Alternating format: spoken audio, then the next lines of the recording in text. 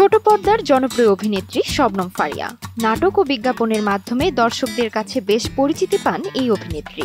2018 সালে দেবী চলচ্চিত্রে অভিনয়ের মাধ্যমে তার চলচ্চিত্রে অভিষেক ঘটে, যেখানে তার অভিনয় প্রশংসিত হয়।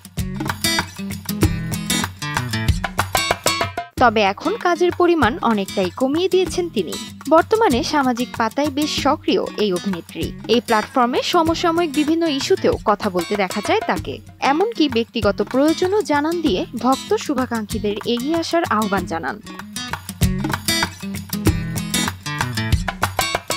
গতকাল বৃহস্পতিবার নিজের ভেরিফাইড ফেসবুক পেজে ব্যক্তিগত একটি পোস্ট দিয়ে শবনম ফারিয়া লিখেছেন, পঞ্চগড় কিংবা তেঁতুলিয়া, কাঞ্চনজঙ্ঘা দেখা যায় এমন আশেপাশের ফ্যামিলি নিয়ে 2-3 দিন থাকার মতো কোনো রিসোর্ট বা হোটেল কিংবা হোমস্টের মতো কিছু সাজেস্ট করতে পারেন।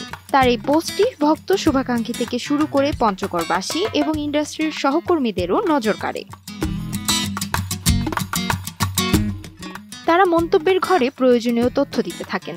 এরই মধ্যে সেখানে মন্তব্য করেন জাতীয় নাগরিক পার্টির উত্তরাঞ্চলের মুখ্য সংগঠক সার্জিস আলম।